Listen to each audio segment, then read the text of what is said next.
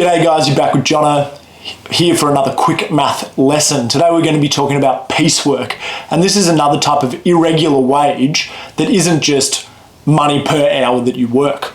So this is where you get paid per service that you provide, all right? So it's another one of those incomes that the more you work, the more you get paid. The harder you work, the more you get paid. So there are a couple of pros and cons that we do just have to be aware of before we take a job like this. So some of the really big pros here are to do with your work ethic and the work that is produced. So if you work harder than other people during the week, you get paid more. That makes sense. Whereas in an hourly job, if you're way better than the person you're working with, you'll still get paid the same amount of money, which sometimes doesn't feel that fair.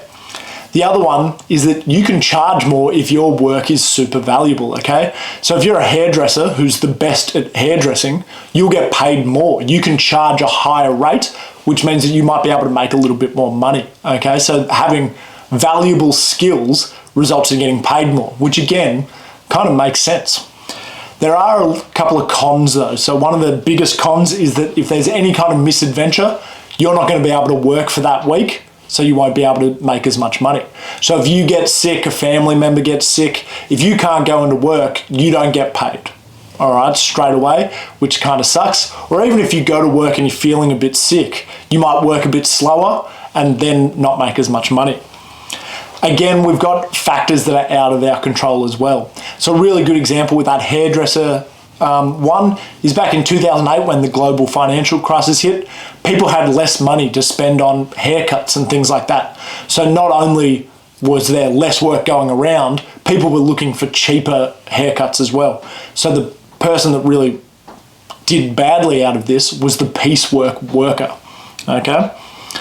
So it is, again, really similar to commission. There's retainers that happen, and there's also sliding scales to incentivize working harder. Okay, we're going to look at 3 examples here and see which one is the best idea, which one would you sign the contract for.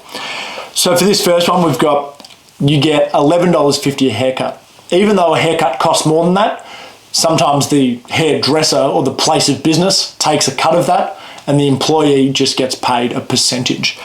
So $11.50 a haircut, 12 haircuts a day, how much do you make a week?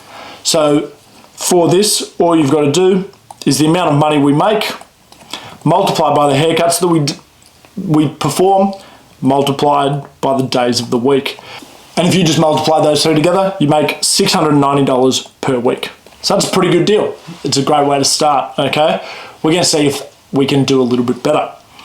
So in this one, we're making a retainer of $200. We get $200 no matter what for the week, and we might have to do a couple of odd jobs around the place of business, like sweeping up the hair or, I don't know, just helping around, okay? But we are still getting paid for that work. So in this example, we do the exact same thing. We've got our $8.50 multiplied by our 12 per day, multiplied by the days of the week, plus our extra money. Okay, so we're getting an additional $200. So if you throw that into the calculator, again, you will have to use your brackets for this one. It's pretty important, but this one comes out to $710. So we've made a little bit more money than the previous example. Last one is a sliding scale one. So you get $10 for the first 40 haircuts you do for the week and $15 for everyone after that. I haven't written it down, but we're going to do, again, 12 per day.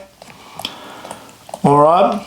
And so in this example, we've just got to add on, we've got to find out how many we do and then work it out from there. So 12 times 5 is equal to 60.